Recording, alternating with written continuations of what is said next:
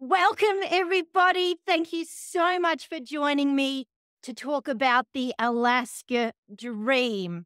Now, I have had a calling to help as many people as they can make their dream come true. When I dreamed of going to Alaska back in, I think, the year 2000, it was a dream of mine. I was in Australia and I was watching the big screen, right, with all the TV movies on. I was a snowboarder back then. And every year it would come out with that Alaska footage. And that was always the best part. And my friends and I, my staff at Adrenajen Sports, we would dream of one day going up to Alaska and riding these big mountains. And one day those words just came out of my mouth. I said, I'm going to do that one day. And I remember the boys, they turned to me and said, yeah, Jen, sure. A lot of people talk about making their dream come true and they talk about doing all this amazing stuff. But a lot of people don't follow through, because if we actually start planning our dreams and start planning what we want to do, there's actually some work involved. And you know what? It might just happen. And so I want to encourage everybody to make their Alaska dream come true. I've had some pretty major health issues this year. I've in fact had 3 brain surgeries. And I won't lie, there was a time when I thought I wasn't going to make it. I wasn't going to survive. And I just felt this heaviness. I was grieving my life, grieving my sport. And I realized I was trying to watch some positive motivation stuff. I was watching Tony Robbins, and he asked me the question. He said, is there more knowledge in a graveyard or a library? And that just hit me so hard in my heart. I was like, oh man, there's so much more knowledge that goes to the graveyard and is never shared. And if my time is going to be cut short, I need to get out there and I need to share my story, share my knowledge, share my passion, and help as many people as possible. So anyone who's following me on social media knows that I've written a series of children's books to share my passion of wind and kites with the next generation. And I also feel a huge calling to share the steps that I took to make my Alaska dream come true, because I talk about Alaska a lot. Alaska comes out of my mouth so much in nearly every conversation because it's such a big part of my life. And so many people say, oh yeah, I want to make that dream come true. And some people do it and other people just don't. And when I ask them, why didn't you go to Alaska? I hear quite a few excuses. I'm not good enough, or it's too expensive, or the logistics going from Australia all the way to the other end of the earth is just too difficult, or I've got nobody to go with me. My wife doesn't want to go. My husband doesn't want to go. I want to bring the kids. There's so many questions, and that's why I wanted to come on the Zoom call today and invite people to come and get their questions answered. So I'm going to put on a bit of a slideshow for you now and answer some of those questions. And then at the end, I'll give you guys a chance to turn your microphones on and ask me any questions. So give me a second just to share my slideshow.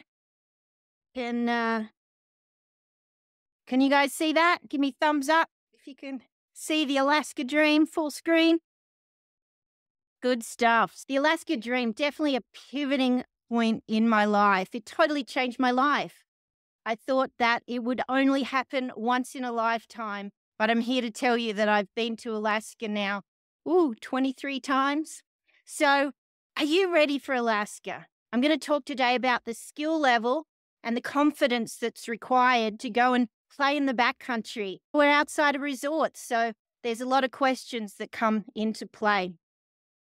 So welcome, everybody. My name is Jenny Milton, for those of you who don't know me, but they call me Adrenajen because I'm into adrenaline sports. I'm an extreme sports athlete that's competed in kite surfing and snow kiting and mountain biking. My parents had a ski shop and sports store from when I was born. So it came with the family that I got into all of these extreme sports, and my brother's the same. Now, I've been skiing, as I mentioned, in Alaska for over 20 years. I've got the skills and the qualifications to be a backcountry guide, both in Alaska and Australia. I'm a snow kite instructor, which is a combination of being a ski instructor, a backcountry guide, and also an IKO kiteboarding coach. I'm also a fear coach and speaker. I've been doing some keynote speeches on the stage and helping people with some lessons that athletes have in their toolkit that people can use in their extreme challenges in life or in business. And I've really been enjoying that. And I am a self-confessed adrenaline junkie. Now, that doesn't mean I'm unsafe and do crazy things. I actually was a scaredy cat when I was a little girl.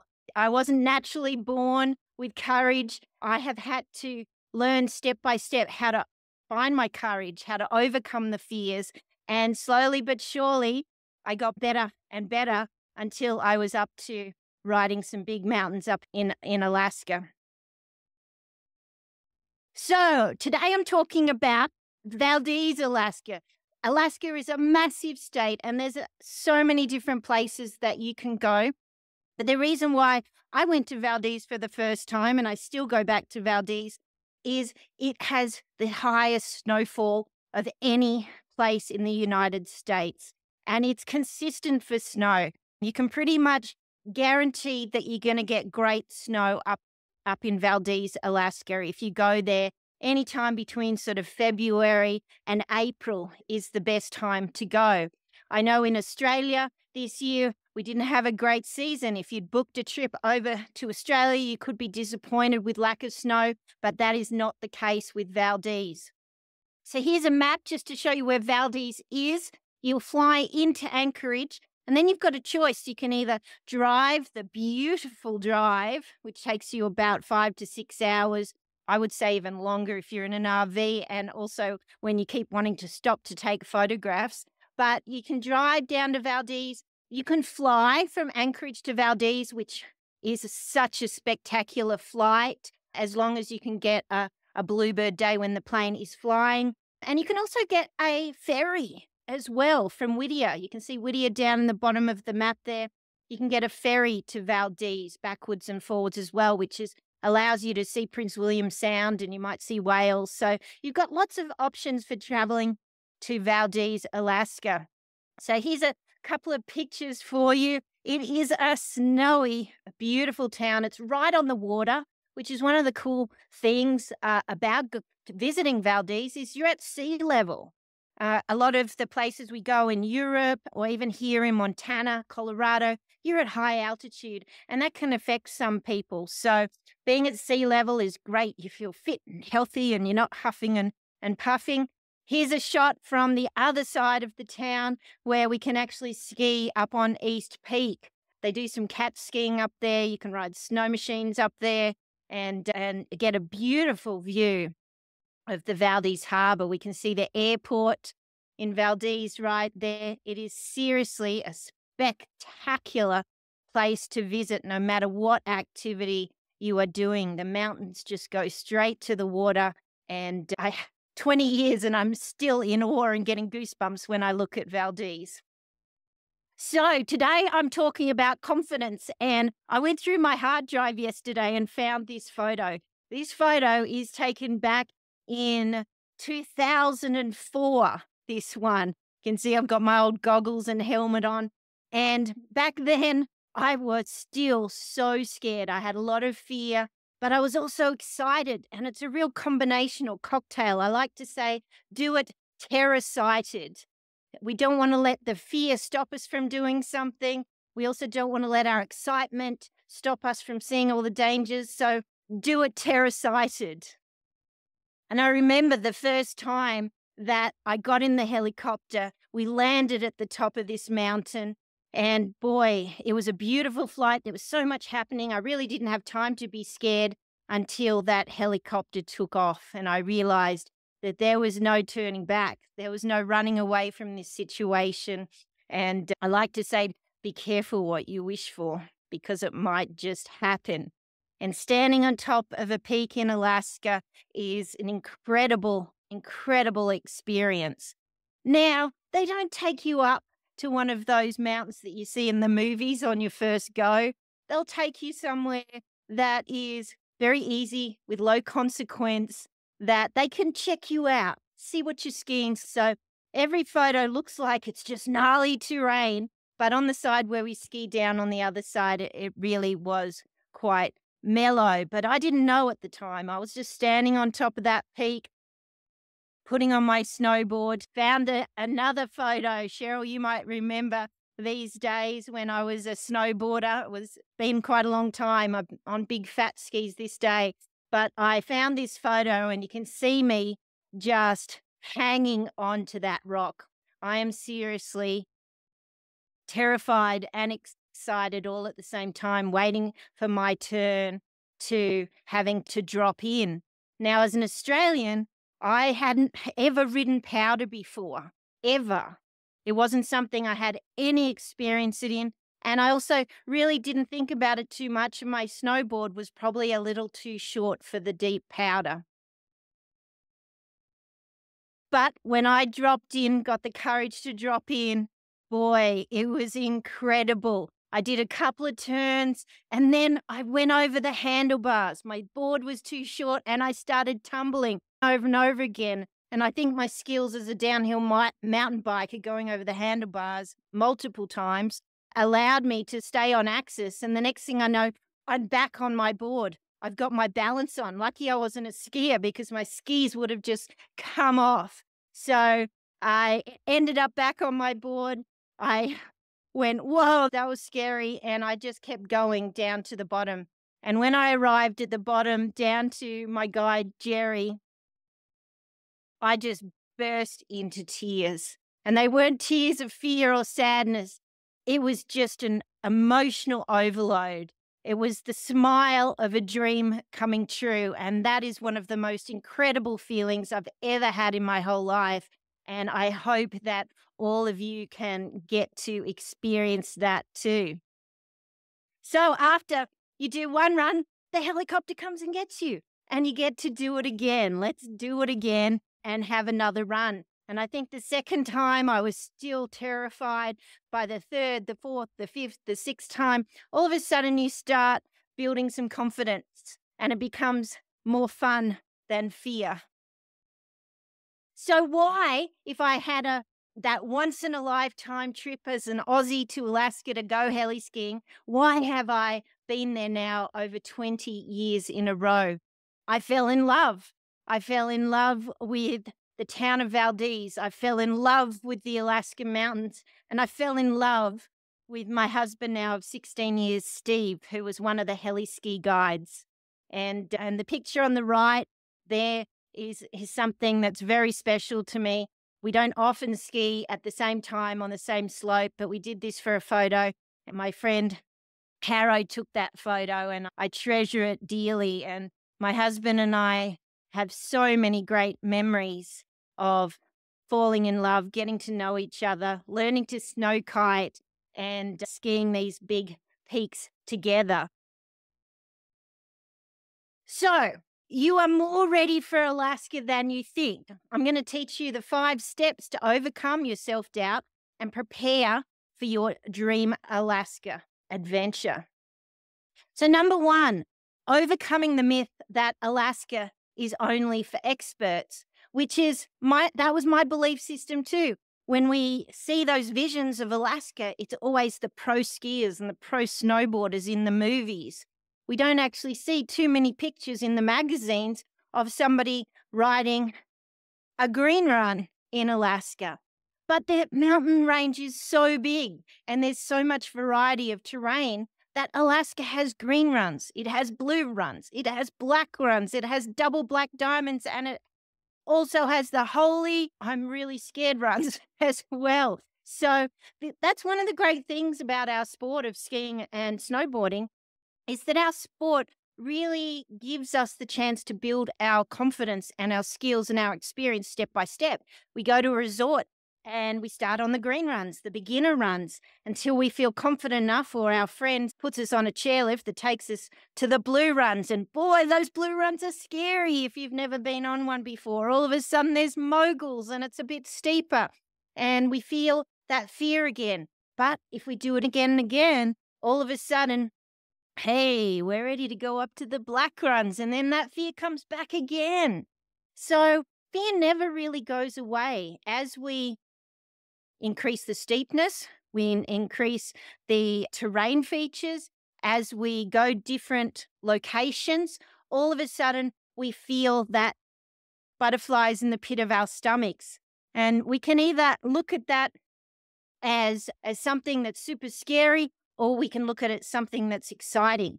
So fear versus excitement. We need to turn our nerves into thrills, right?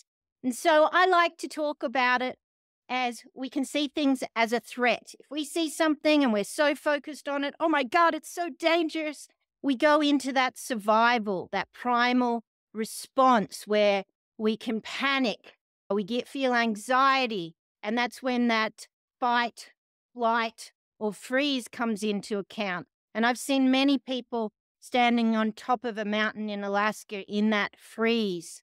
They just freeze. They really can't go forwards or backwards. Whereas if we can see something as a challenge instead, as long as it's not something that is going to be dangerous that we could threaten our lives with, like being charged by a polar bear or skiing a mountain when it's high avalanche danger, as long as we have evaluated our dangers, we can see something as a challenge. And if we see something as a challenge, it means we've got potential and the possibility, the chance to win, the chance to build confidence, the chance to be proud of ourselves, the chance to go, yeah, let's do that again.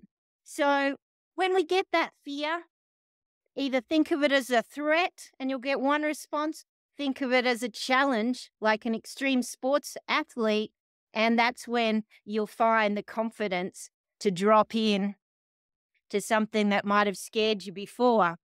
Now, you don't have to do it alone. Even if you can't find a friend to come with you, I went solo. A lot of people turn up solo. That gives you the chance to maybe date your sexy heli-ski guide, or to make new friends that have the same passions, like my friend Cheryl in the audience. You meet people when you travel solo and alone that you may not if you bring a crew of people with you. Now, also, expert guidance is your ally, and there are some incredible guides up there. When you go heli skiing, of course, that comes with the sport. You're going to get an expert guide that's going to evaluate for avalanches. They're going to choose the run that suits your standard of ability, and they're going to make sure they'll dig a pit and make sure that the avalanche danger is not high. So you really want to trust in your guides up there. And you can book a guide to do many activities, not just heli skiing like I went up there for, but you can book a guide to take you into the glaciers to explore blue ice caves. You can book a guide to go stand up paddleboarding through the icebergs. You can book a guide just to take you on a scenic flight to get an aerial view of the mountains. But there's many of us that are now, backcountry skiing's becoming very popular. There's a lot of people buying the gear. They've got skins, they've got a backpack, they've got a beacon, shovel, and probe. And a lot of people are making the fantastic step of going and doing some avalanche training. And as we start to build our knowledge, we really need to evaluate, are we ready to self-guide, or should we still get a guide? And my answer to that question there is, if you can afford to get a guide, even if it's just for one day, they're going to teach you and share with you some knowledge and lessons of the local area that you're not going to find on your own. There's a few guidebooks around, but again, they're not going to give you that same experience that you would get. And most of the guides are incredible people. They've got great sense of humor, and they're going to share with you their favorite runs and get you to the good snow, the right aspect, the right steepness for what you're looking for.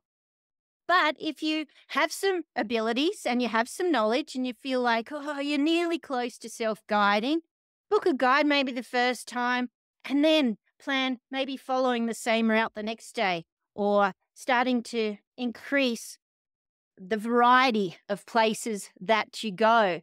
But of course, we don't want to go on our own. So you want to make sure that you've got some good buddies, at least one or two, and you trust their skills. If you're just new to self-guiding and you've got a couple of buddies with you that really haven't done an avalanche course or they don't have that knowledge, I would be a bit nervous because you want to make sure that the people that you're going with have the ability to rescue you. We don't carry our backpack with all the safety gear to rescue ourselves. We wear it in order to rescue our friends. So we really need to make sure our friends don't just have the gear, but have the knowledge for that as well. And I can't stress enough getting some more training and keeping your knowledge up. We do medical courses, we do avalanche courses, but that information tends to expire after a while. We don't remember it as well as we did when we were doing the course. And so I do recommend redoing your AVI courses, redoing your wilderness first aids in order to keep your knowledge up if you do want to self-guide and go out there on your own. So small steps equal big rewards, and you want to build confidence gradually. I'm talking about the human factor. A lot of people, when we're doing our avalanche courses, we learn all the technical stuff, but then they talk about the human factor. And that's that excitement that we have. And if we have too much excitement, we may not see the big red flags that are out there. So even if you have the skills and the ability, start small. Go out, test the snow, go on a shorter run, go on a smaller run, check the different aspects. Take small steps if you're new to Alaska, and then you'll find that you can go bigger and bigger mountains and get bigger and bigger rewards as you build your confidence gradually. So dream big, but start small is always a good mindset and philosophy to have. And you'll find yourself on those big mountains in no time. So going up to Alaska, especially if you want to ski or snowboard or snow kite, it's not all about the sporting activity that we've gone there to do. It's about meeting real people. And that was one of the things I fell in love with was, yes, I fell in love with the town of Valdez, but I also fell in love with the people of Valdez and Alaska. They seem to have this different attitude, this different mindset. The women are badass, man. Some of them are living in cabins with no running water. They're chopping their own wood for heat. They're riding snow machines. They're skiing big mountains. They were inspiring to me. And they were the girls that I wanted to be like. And they have really inspired me for many of the different aspects of my life that I now have today. There's real adventures. Again, it's not all about the skiing. Make sure if you go up to Alaska that you go fishing. You go to the glaciers and hike around. You do some backcountry. Maybe you try snow kiting for the first time, which is a fun way to cruise around the backcountry flying a kite. It's like the winter version of kiteboarding or kite surfing. You get to use a kite with your ski or snowboard on and get towed around the backcountry. You can even get face shots on the flats if you're using a kite. You can tell I'm a big snow kiter. I love snow kiting. And what happens is that I didn't realize was after my first trip to Alaska where I had my dream come true, all of a sudden when I went home, I didn't realize how many changes that actually happened in myself. All of a sudden I had more confidence. All of a sudden things that used to scare me didn't. It really made some big changes in me as a person, in my self-confidence and my self-esteem. And it really made huge changes in my life. And I really hadn't considered that when I first went there. So fear fades, but the memories last a lifetime. I want to tell you about this lady, Liz. I got an email from Liz and she said, "Hey, Jen, I want to come to Valdez and learn how to snow kite." I said, "Are you a skier or a snowboarder?" She said, "Neither. I've never skied before." I said, "Okay, no problem, no problem. Have you ever flown a kite before?" She's, "Nope." I said, "Okay." I said, "What sort of snow experience have you got?" She's, "I don't. I've never actually walked in snow before." And she was coming up there on her own. Now, that's not the traditional person that you would think would be planning and dreaming of coming up to Alaska. But her trip to Alaska took her so far out of her comfort zone, but the outcome was a confidence that she had never felt before. I got emails from her after her trip just telling me how confident she was in life and in her business. And that trip really made a difference. Now, she really was inspiring to me because she had no experience, she had no skills, she just had a dream and she wanted to make that dream come true. And I'm so honored that I was able to help her learn to fly a kite and experience a snowy adventure for the first time. Now, I want to tell you about my friend SJ I met in Australia. That's actually my best friend Paul that's driving the sit ski there. And Paul was working for disabled skiers at Thredbo, which is a resort in Australia. I was a backcountry guide, and we planned to meet for lunch one day. And when I turned up, Paul had SJ there. And so it was really great to meet SJ. And she told me how she used to travel and do lots of ski trips. And it was really, she was an athlete. She dreamt of going to Alaska and skiing the big mountains. But she went in for a spinal operation. And unfortunately, something went wrong. And she ended up coming out a quadriplegic. And therefore, she needed a full-time carer, someone to lift her in and out of her wheelchair. She needed a sit ski driver, somebody to actually drive the ski. She didn't have enough strength in her arms to be able to steer the sit ski on her own. But when I told her that I'd spent all these years up in Alaska and my husband was a heli-ski guide, and she told me that used to be a dream of hers, I said, "What do you mean used to be? We can still make that dream come true. I can't see any reason why not. We just need to figure out all of the logistics. How are we going to put the sit ski in the helicopter? How are we going to deal with her wheelchair, the sit ski, all her luggage? She'd need to travel with her carer and with Paul. And of course, she wanted to make her dream come true with her 9-year-old son.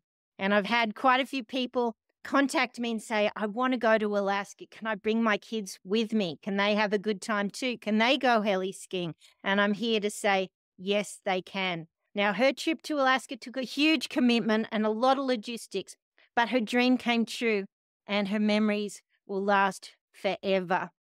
SJ doesn't always have an easy time in life. Life is really hard for her, but if she closes her eyes, she can remember heli-skiing in the mountains.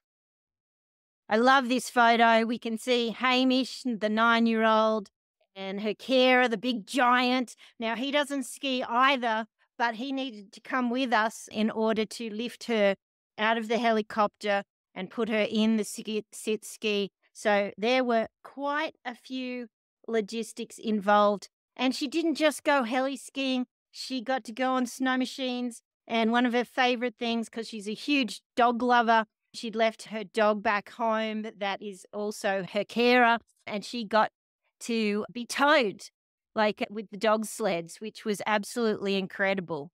So I'm just going to stop the share there for a second. You guys all enjoying this? Some good information. There's some old photos I haven't even seen there for quite a long time.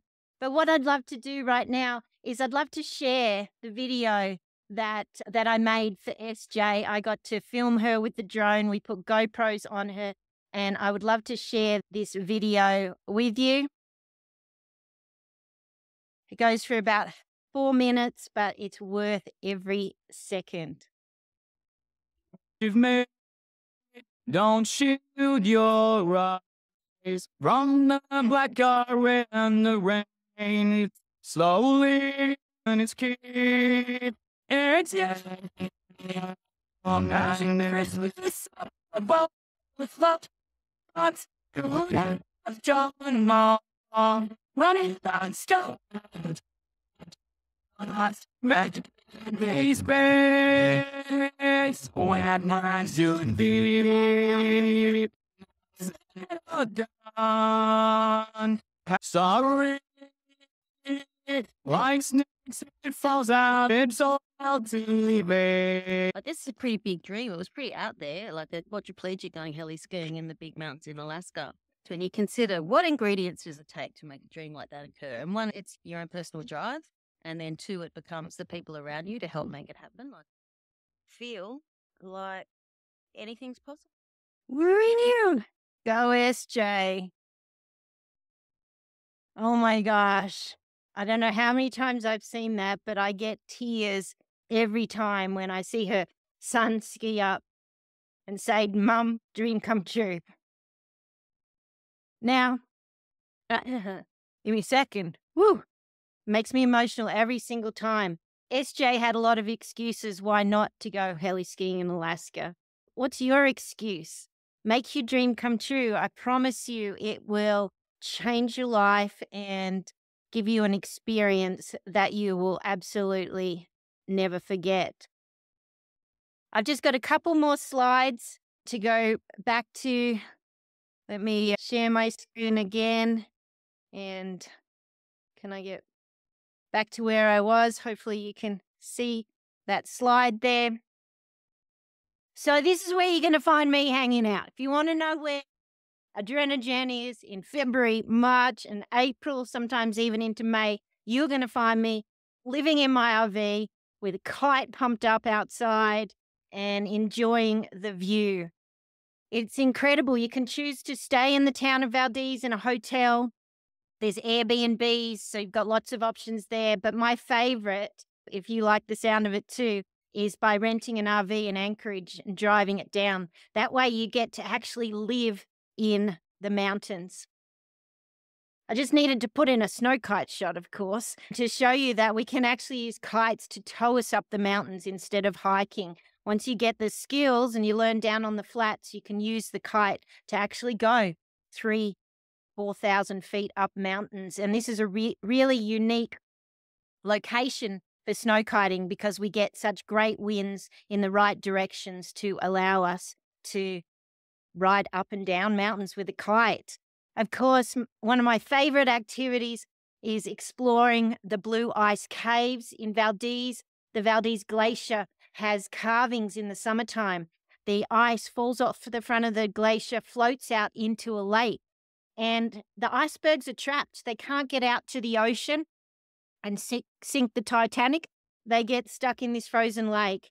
And it's not frozen in the summertime. People are paddling, stand-up paddleboarding and kayaking around it. But in the wintertime, it freezes. And therefore, those icebergs solidified into the ice, and we get the chance to explore blue ice caves, play around the icebergs. There are still some dangers involved, and it's the same. You've got to do your forecasting and make sure the temperature's right and there's no dangers, but we can have a great time. With courage, dreams can become a reality. And that was the whole purpose of my talk today, is to get people to get the courage to go up to Alaska.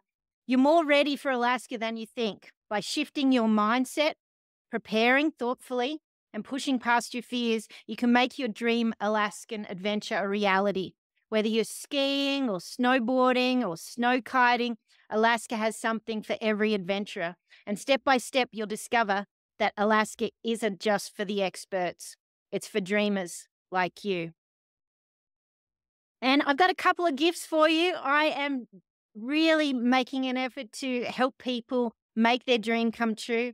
And if you go to alaskadreamplan.com/weather guide, I've put together an 8-page PDF that talks all about the weather. When's the best time to go? If you want to go ice climbing, you want to go in February. If you want to go snow kiting, April is one of the best months. So I talk about daylight, I talk about temperature, I talk about snow conditions, and that is just a free document that I put together to start learning, start increasing your knowledge, and figure out when is the best time for you to go up to Alaska to do your activities of your choice. And also, I'm offering to give me a call, right? I'm not actually selling anything. I'm just really trying to help people's dreams come true. So if you scan that QR code, book a call, and we can talk about what your dream is, and I can answer any questions for you of the best places to go for accommodation or what activities you want to do. All my friends are guides up there, and I would love to share their information with you. So if you don't follow me already, please follow me at Adrenajen on Instagram, Facebook, YouTube, and also my website. And I hope that you have enjoyed this presentation today. And I'm going to come back to the screen and allow everybody to unmute. Tell me what you think. Did you have some tears? Tell me what your fear is if you're game. And please ask me any questions. We've also got some experts in the room. I can see my husband Steve's there. If we need to ask him a question as a heli ski guide. Noah's got some great information about snow kiting in Alaska. He's been to Valdez, and of course my friend Cheryl, who's also in the group, has been there many times.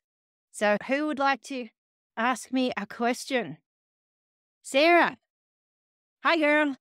Uh, if you were to go by yourself to Alaska and want to go heli-skiing, is that going to be expensive because you by yourself getting a helicopter, or would you be put with like other groups? What a great question, Sarah. And by the way, I'm loving hearing an Aussie accent. I've been stuck in America for so long. It's so good to hear another Aussie. And what a great question.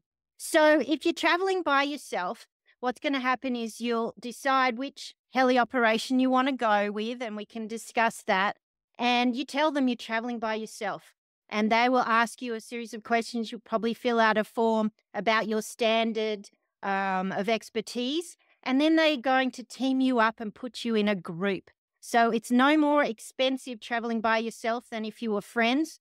You're just going to make new friends instead of bringing old friends with you. Unless, of course, you've got the budget to have a private helicopter. Nah, yeah, no. Does that answer? How much is a helicopter like experience? You'll need to check out all the different heli operations because there really is a variety of costs involved. It depends whether you stay in their accommodation. So you get the package that has accommodation and heli skiing and meals and things like that, or whether you decide to stay in an RV and just do one day of heliing and only take the helicopter package. But there's 5 or 6 different heli operators that are operating out of Thompson Pass there. Some of them cater to the more budget crew. And let's have a call and I will share that with you. Some of the heli operators are definitely marketing themselves to that 5-star crowd. So you just got to make sure you find the right one that suits your budget, what you've got in mind. Yeah, great, thanks. Yeah, no problem. Any other questions, Sarah? What sort of lengths, like skis and snowboards, would you be using in Alaska? Like in Australia, Are you a there's skier or not really snowboarder? snowboarder at the moment. Snowboarder. And my sweet. my partner's a skier. But yeah, would I have to get another board to snowboard in Alaska? What length is your Aussie board? So my resort board is 154 and my split board is 148.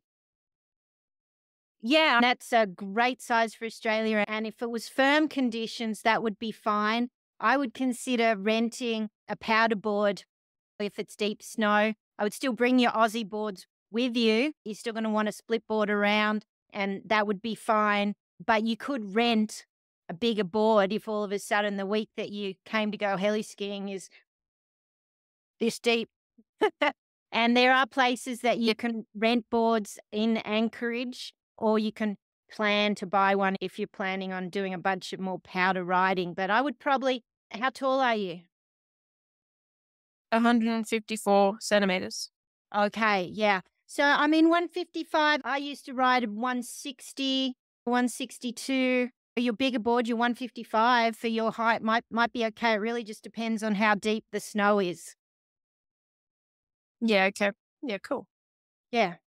So we'd have to do some forecasting before you come, and we can make all those logistics. There's places that you can rent split boards and powder boards in Anchorage. Okay, awesome. Cool. Loved the question. Who else has got one? Got a few. There's Jim. Hey, Jim. Yeah. Hey, I was wondering what kite size is most likely needed for the general Thompson Pass area, say early April. What would you fly usually? Good question. Let's talk kites, my favorite. Now, the cool thing is we're at sea level, as I mentioned, in Valdez, and right here behind me, if we look very closely, you can actually see that's me snow kiting halfway up the mountain, and we can actually snow kite to the top of this one. Jim, am I getting you excited now? It all depends, of course, on the wind speed. We do use small kites quite a lot, especially if you're wanting to mountain climb, because of course it might be, say, 12-meter down the bottoms on the flats, but by the time you get up to the top here, it's going to be 6-meter. Cheryl remembers that when it's 12-meter down the bottom. I'm like, girl, you got to have your 6 if you want to go to the top. That's when your light wind skills, you've got to whip that 6-meter around until you get halfway up, and then all of a sudden the wind's going to be great.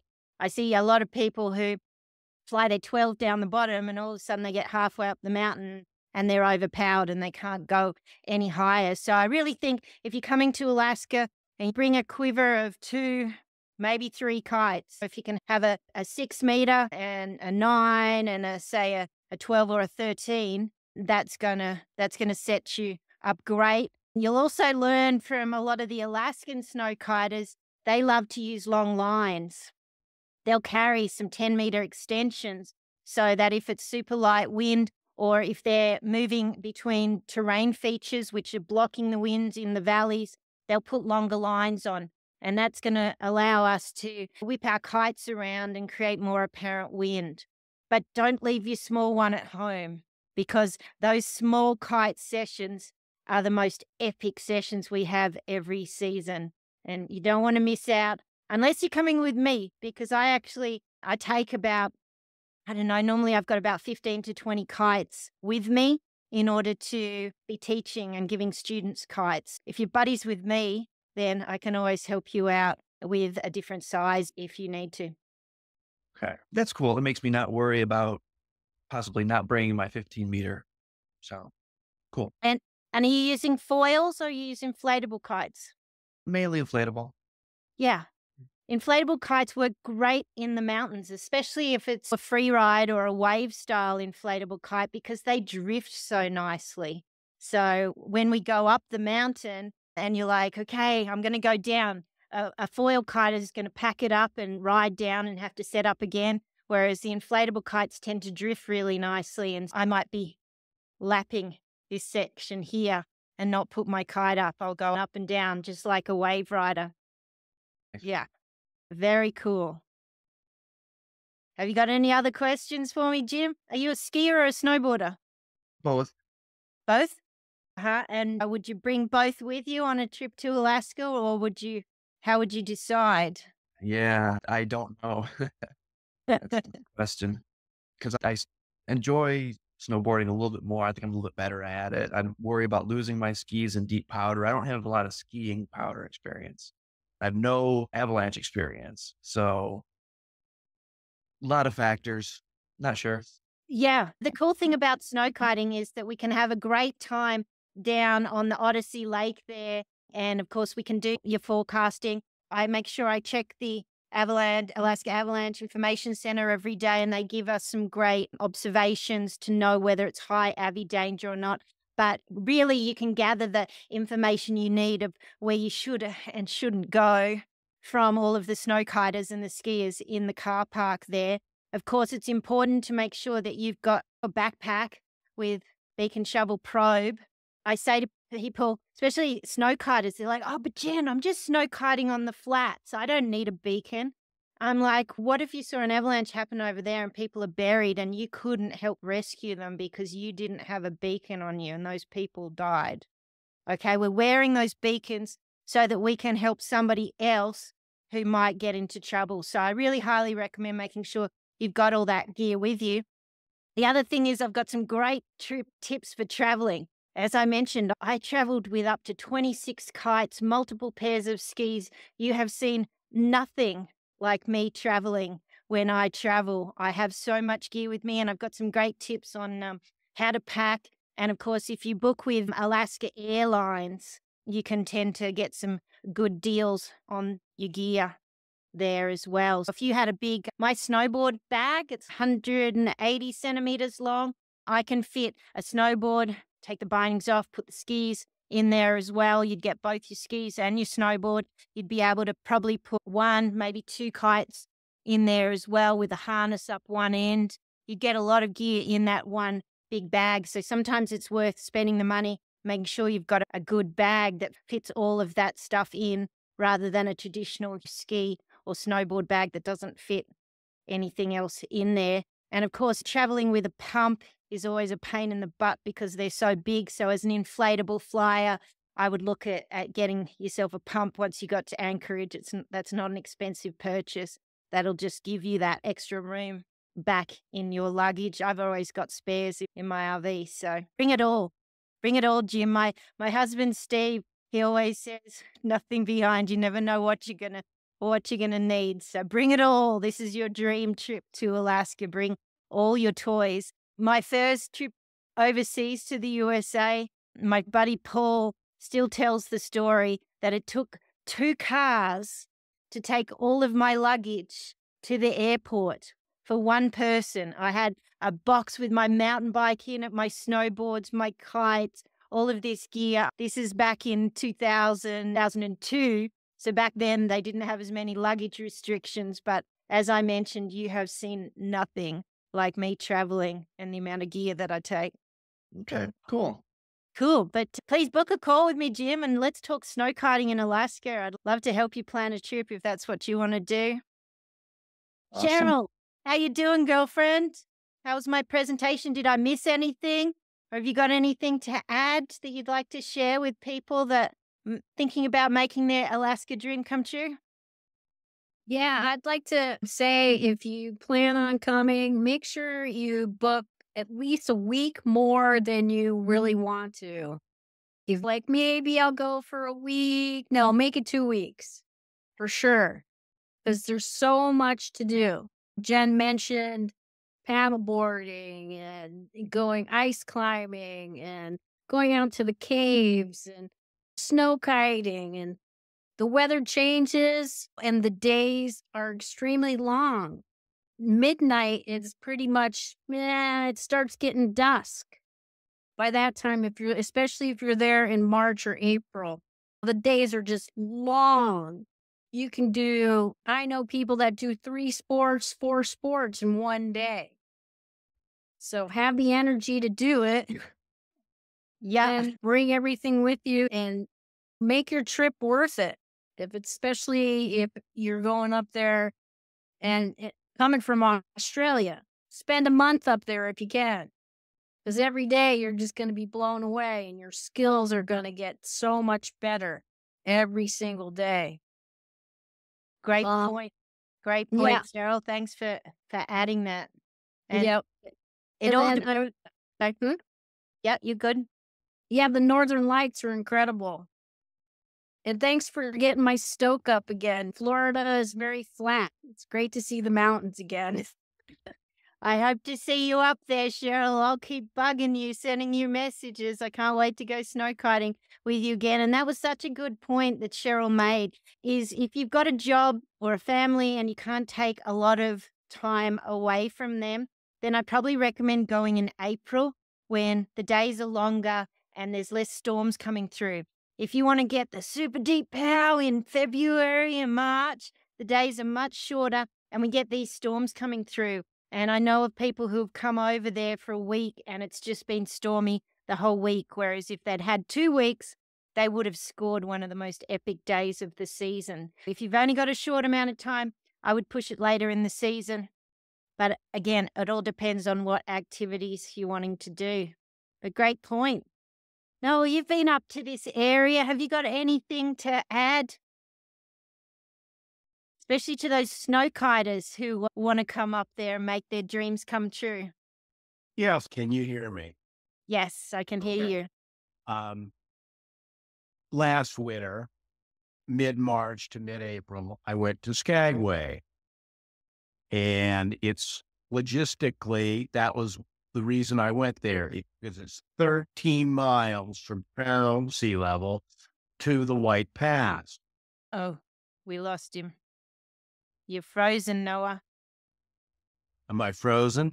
You did freeze there for a second. You were talking Okay. about 13 miles up to White Pass in a car? Yes, 13 miles to the pass. Is that Yep. better? Yep, we got you now. Okay. And so logistically, short drive time, and I could stay in a town with a bed, with a grocery store. Admittedly, a loaf of bread is $8, but And I flew into Juneau, provisioned, and then took the ferry. So it was all logistically, it was all those elements. But once I was in Skagway for a month, 26 days we were there, and we kited 21 of those days. And the reason is because Easter Sunday, it blew 50, gusting to 70. So that was a no kite day. And then we did have 3 days of no wind, where Jim, I would bring a split board and skin for turns if you're on a snowboard, or if you're on skis, skin for turns. And yeah, so it's in a big place. Now that's one place. I've been to Valdez, got that. Turnagain, another. It's more civilized, I'd say, close to Alaska. Good kiting, I hear. I haven't been there yet. Haines Summit, another, maybe next year, this coming March. There's a few places to go in Alaska. It's a big place. And you have to have your ducks in a row if you're going to leave the car and venture into the backcountry. You can't expect there'll be anyone there to help you. So partner's important. That's all I'm looking forward to this coming spring, because Alaska is big, where you can kite up, ski down. Yeah. Thank you, Noah. I'm jealous. I want to go down to Skagway. And Noah's exactly right. Alaska is huge and there's so many places to go. A lot of people want to go to heli-ski and board. A lot of people want to go for backcountry access. If you're going for snow kiting, that really opens up a huge amount of terrain, because we don't necessarily need the big steeps that, like in the background here, that people are looking for. So it's really endless.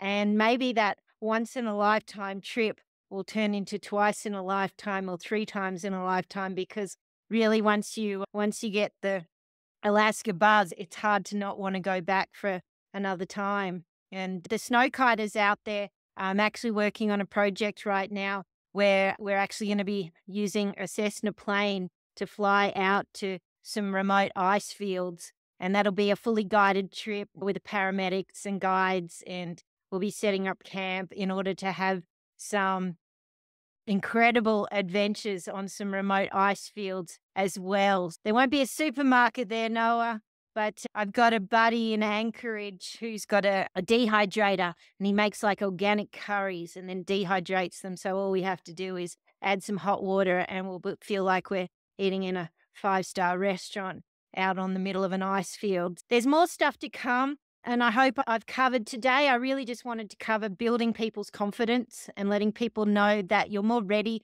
for Alaska than you realize. You don't have to have advanced pro skier and snowboarder skills in order to go up there. And I'm going to be holding some more Zoom classes to cover different activities, all the logistics of where to stay, and cover more about weather and different options for backcountry.